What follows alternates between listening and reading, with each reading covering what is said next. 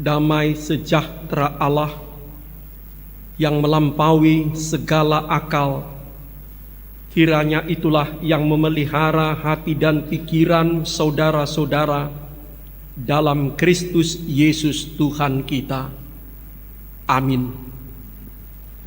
Jemaat Tuhan, khotbah untuk kita semua pada Minggu Letare, yang artinya Minggu Sukacita pada hari ini, diambil dari kitab Efesus pasal yang kedua, ayat pertama sampai ke-10.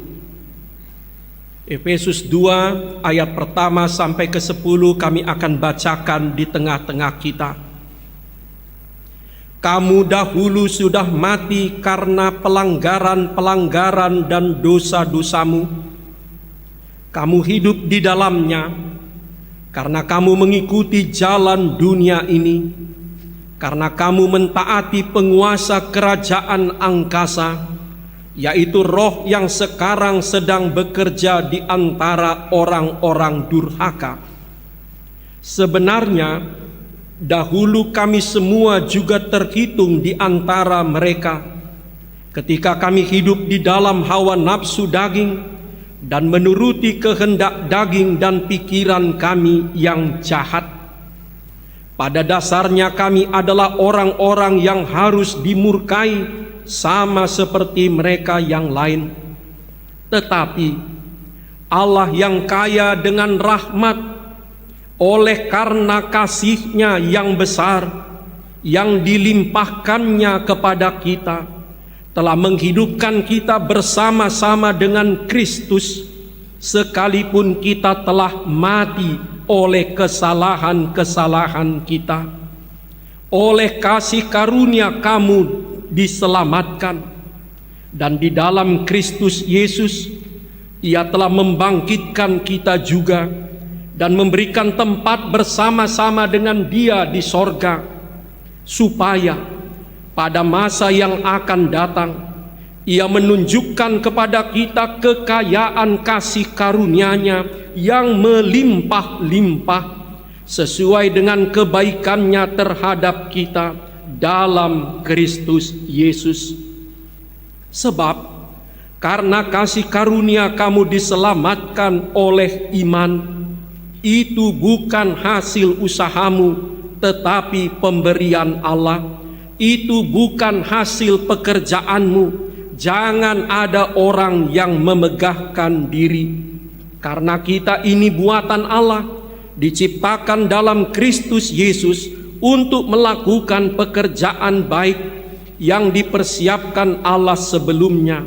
Ia mau supaya kita hidup di dalamnya. Sampai demikian pembacaan kita. Jemaat Tuhan, hari ini kita memasuki Minggu Prapaskah yang keempat. Bapak-bapak gereja kita menetapkan ada 7 Minggu Prapaskah sebelum kita tiba pada hari yang agung perayaan kebangkitan Tuhan Yesus Kristus. Gereja-gereja purba, umat Kristen perdana yang masih diikuti oleh sebagian gereja pada masa kini, menjalani masa Prapaskah itu dengan merenung, dengan berpantang dan berpuasa, dengan fokus kepada penderitaan dan karya agung Tuhan. Tetapi di tengah-tengah masa Prapaskah itu ada sebuah minggu yang bernama Minggu Letare, yang artinya Minggu Sukacita. Ketika umat Kristen sedang merenung tentang penderitaan Tuhan, selama 7 pekan ada sebuah minggu terselip yang diberi nama Minggu Letare, yang artinya bersukacitalah. Ini mengisyaratkan bahwa semua umat Kristen rupanya dapat bersukacita dalam semua kondisi, termasuk dalam penderitaan. Persis seperti Rasul Paulus yang dapat bersukacita ketika dia sedang dipenjara, dipasung, sebagaimana terungkap dalam suratnya kepada jemaat Filipi. Saudara-saudara, pada Minggu Letari ini kita diajak untuk merenung mengapa kita umat Kristen dapat bersukacita di setiap keadaan, bahkan di masa-masa yang paling sulit sekalipun. Mengapa kita bisa selalu bergembira dalam semua event, dalam semua perjalanan hidup kita? Ada 3 alasannya, sebagaimana terungkap dalam Efesus 2 yang kita baca tadi. Pertama, kita dapat bersukacita. Kita dapat selalu bersukacita karena Allah telah menghidupkan kita kembali. Rasul Paulus sebagaimana kita bacakan tadi mengatakan, kita sudah mati oleh pelanggaran dan oleh dosa kita, namun Allah menghidupkan kita kembali karena kasih karunia, karena rahmat-Nya. Dahulu kita telah mati akibat kejahatan-kejahatan dan dosa-dosa kita, namun kita bersukacita karena Allah menghidupkan kita kembali. Saudara-saudara, dari sini kita mendapat sebuah pemahaman, dosa dan kejahatan itu rupanya sangat merusak, bahkan mematikan. Saban kali saudara dan saya melakukan dosa atau kejahatan, kita merusak kehidupan kita sendiri, bahkan membunuh diri kita sendiri. Karena itulah Paulus mengatakan dalam Roma 6 ayat 23, upah dosa adalah maut. Saudara-saudara, karena itu baiklah kita garis bawahi, saban kali kita melakukan pelanggaran, saban kali kita melakukan yang jahat di mata Tuhan, itu sebetulnya sama dengan ibarat meminum racun. Mungkin racun dengan rasa jus atau rasa kopi. Saban kali saudara dan saya melakukan yang jahat, melakukan dosa, kita sedang merusak, melukai, bahkan membunuh diri kita sendiri. Tapi kita bersukacita dan berbahagia karena kita mendapat kesempatan kedua dari Allah. Kita mendapat kesempatan kedua dari Allah. Kita telah mati oleh dosa kita, kata Paulus, namun Allah menghidupkan kita kembali. Sebab itu kita berletare, sebab itu kita berbahagia dan bersukacita. Sebagaimana Daud mengatakan dalam Mazmur 32, berbahagialah orang yang diampuni pelanggarannya, berbahagialah orang yang tidak diperhitungkan Tuhan kesalahan-kesalahannya. Yang juga dikutip Paulus dalam Roma 4 ayat 7 dan 8. Karena itu saudara-saudara, kita bisa membuat sebuah lukisan. Kita ibarat seorang anak yang melakukan kesalahan yang sangat fatal. Kita takut dimarahin oleh ayah dan ibu kita, dihukum berat karena kita melakukan kesalahan yang sangat fatal. Namun orang tua kita memeluk kita, memaafkan dan mengampuni kita, dan kita berbahagia karenanya. Seperti itulah perasaan umat Kristiani. Sebetulnya kita pantas dihukum oleh Allah. Kita melakukan kesalahan demi kesalahan yang besar dan fatal, namun Allah mengampuni kita, dan karena itu kita bersukacita, berbahagia. Dan kita berjanji, kita akan lebih baik. Sebab pengampunan itu kita hayati sebagai kesempatan kedua dalam hidup kita. Yang kedua, kita bersukacita karena Allah memberikan kepada kita tempat bersama-sama dengan Kristus di sorga. Sebagaimana kita baca dalam Efesus 2 tadi. Dan Dia akan menunjukkan kekayaan kasih karunia-Nya yang melimpah-limpah di masa datang. Kita bersukacita bukan karena Allah telah menghidupkan kita, membangkitkan kita, memaafkan pelanggaran kita. kita lebih bersuka cita lagi karena Allah memberikan kepada kita tempat di sorga bersama-sama dengan Kristus. Bukan hanya itu, Dia berjanji akan menunjukkan kasih karunia-Nya yang berlimpah-limpah di masa datang. Saudara-saudara, saban kali kita mendengar kata berkat, saban kali kita mendengar kata kasih karunia, jangan hanya berpikir tentang berkat di masa lalu, kasih karunia di masa lalu atau masa sekarang, tapi bayangkanlah berkat karunia di masa depan. Allah berjanji segala berkat yang dipunyainya, segala berkat yang dimilikinya akan ditumpahkannya kepada kita di masa depan. Sebab itu kita bersuka cita. Saudara-saudara, itulah yang dikatakan Paulus dalam Roma 12 ayat 12, bersukacitalah dalam pengharapan, berpengharapanlah dalam sukacita. Rupanya ada korelasi langsung antara pengharapan dan sukacita. Orang yang tidak punya harapan tidak mungkin bersukacita, dan orang yang penuh sukacita akan juga penuh melimpah dengan pengharapan. Tapi sebaliknya, tidak ada sukacita bagi orang yang merasa tidak punya masa depan. Orang yang merasa masa depannya gelap, orang yang merasa masa depannya suram, tidak mungkin bergembira, tidak mungkin berletari. Tapi kepada kita hari ini dikatakan bersukacitalah, sebab Allah memberikan kepada kita tempat di sorga. Sebab Allah berjanji akan melimpahkan kekayaan kasih karunia-Nya yang berlimpah-limpah di masa depan.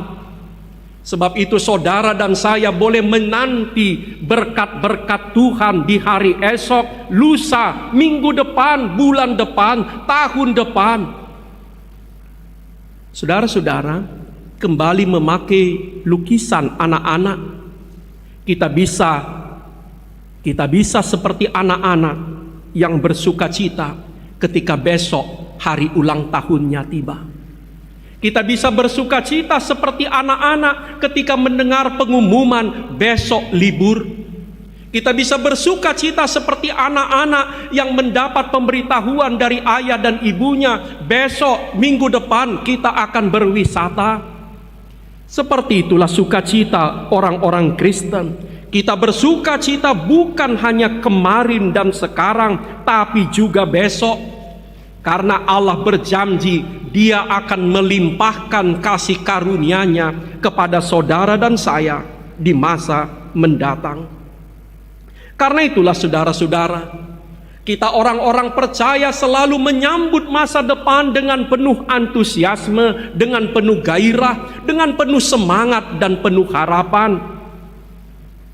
Kalau saudara-saudara tidak suka menyambut pagi, kalau saudara dan saya tidak suka menyambut hari yang baru, ada sesuatu yang salah dalam iman, dalam pengharapan kita. Sebab kepada kita semua orang-orang beriman, Allah menjanjikan Dia akan melimpahkan berkat-Nya kepada kita besok, lusa, di masa depan. Bukan cuma sekedar 1 atau 2 berkat-Nya, tapi berlimpah-limpah. Roh-Nya sudah diberikannya. Efesus 1 mengatakan Roh Kudus sudah diberikannya sebagai panjar, sebagai uang muka. Apalagi yang tak akan diberikannya kepada kita. Bahkan Roh-Nya sudah dijadikannya sebagai panjar, sebagai uang muka. Apalagi berkat yang tidak akan dilimpahkannya kepada kita. Anak-Nya sudah diserahkannya untuk mati menebus dosa kita. Apalagi berkat yang akan ditahannya. Sebab itu, apalagi alasan bagi saudara dan saya untuk bersedih, bermurung, berputus asa. apalagi alasan bagi saudara dan saya untuk bersedih, untuk bermurung, untuk berputus asa. Sebab semuanya telah diberikan Allah kepada kita, dan Dia berjanji Dia akan melimpahkan semua karunia-Nya yang tersedia di sorga bagi kita. Sebab itu, mari kita sambut hari esok dengan sukacita. Mari kita sambut masa depan kita dengan penuh gairah, dengan penuh iman, dengan penuh harapan.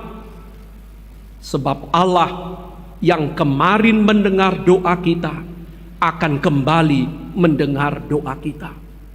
Sebab Allah yang kemarin menuntun kita akan juga menuntun kita di hari esok. Sebab itu kita bisa berletari, bersukacita. Walaupun sekarang ada banyak masalah, ada banyak kesulitan. Orang-orang beriman tidak harus menunggu masalahnya selesai untuk bersukacita. Orang-orang beriman tidak harus menunggu segalanya tersedia di depan matanya baru bisa bergembira. Bahkan orang-orang beriman tidak harus menunggu sembuh untuk bisa gembira. Kita persis anak-anak kecil yang bisa bergembira di segala keadaan, di segala cuaca. Kita orang-orang beriman persis seperti anak-anak yang bisa bergembira di segala cuaca, di segala waktu dan keadaan. Kenapa? Karena Kristus bersama kita. Karena Allah menjanjikan berkat-berkat-Nya besok di masa depan juga kepada kita.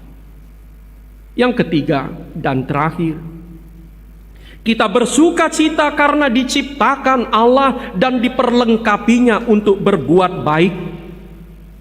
Kita baca tadi di ayat terakhir, Allah menciptakan kita dan memperlengkapi kita untuk berbuat baik. 2 Timotius 3 ayat 17 mengatakan tiap-tiap manusia kepunyaan Allah diperlengkapi untuk melakukan yang baik. Ada dua di sana, saudara-saudara.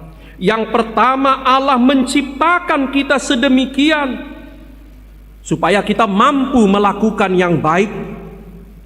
Tujuan Allah menciptakan kita manusia adalah untuk melakukan kebajikan, bukan untuk melakukan yang jahat. Jika ada orang yang melakukan yang jahat, itu bertentangan dengan tujuan penciptaan Tuhan. Sebab tujuan Tuhan menciptakan langit dan bumi ini dan segala isinya adalah untuk kebaikan. Itulah yang kita baca kalimat demi kalimat dalam kitab Kejadian. Allah melihat semuanya baik. Dan Allah memampukan kita untuk melakukan yang baik itu. Dia memperlengkapi kita supaya kita sanggup melakukan yang baik. Saya tidak tahu berapa di antara saudara dan saya, di antara saudara-saudara yang ingat apa rumusan atau formula berkat yang kita terima ketika peneguhan sidi. Apa bunyi berkat yang saudara terima ketika kita berlutut di altar saat peneguhan sidi atau malua? Saya didongani debata maho maralohon najat jala dipargugui maho mangulahon nadingkang. Tuhan Allah menyertai engkau melawan yang jahat dan memampukan engkau melakukan yang baik. Semua kita yang sudah menerima peneguhan sidi telah menerima berkat itu. Kita mampu dan dimampukan Tuhan melawan yang jahat, dan kita dimampukan Tuhan melakukan yang baik.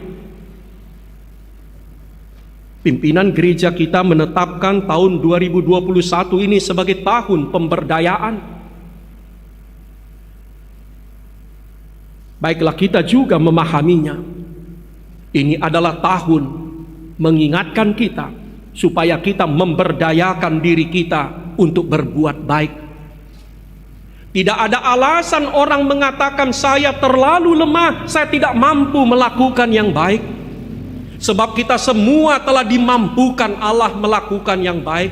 Saat peneguhan sidi kita sudah menerima berkat itu, kita mampu melakukan yang baik. Apakah sebagai pribadi, apakah sebagai keluarga, apakah sebagai komunitas, sebagai gereja, kita mampu melakukan yang baik. Karena itu, mari kita nanti pulang melakukan sebanyak-banyaknya yang baik. Saudara-saudara, baiklah kita sadar, saban kali saudara dan saya berhasil melakukan yang baik, saban kali saudara dan saya berhasil melakukan karya kasih, maka sukacita kita bertambah-tambah. Kita tidak hanya bersukacita saat kita menerima kebaikan, saat kita menerima kasih dan kebaikan orang, kita tentu bersukacita. Tapi sukacitanya lebih besar lagi ketika saudara dan saya justru yang berhasil melakukan yang baik. Sebab itu, pertanyaannya, siapa di antara saudara dan saya yang ingin sukacitanya penuh? Siapa yang ingin hidupnya penuh dengan sukacita, dengan penuh kegembiraan? Tidak harus nanti di sorga, tapi sekarang. Jawabnya, lakukanlah kebajikan itu sebanyak-banyaknya. Lakukanlah karya kasih itu. Sebab Tuhan sudah memampukan kita melakukan yang baik. Dan kita bersukacita karena kita mampu melakukannya. Amin.